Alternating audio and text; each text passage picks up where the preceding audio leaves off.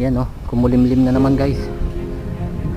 Pang babagsak na naman ng ulan.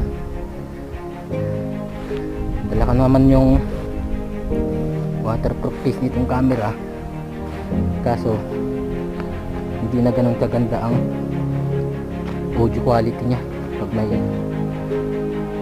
waterproof case.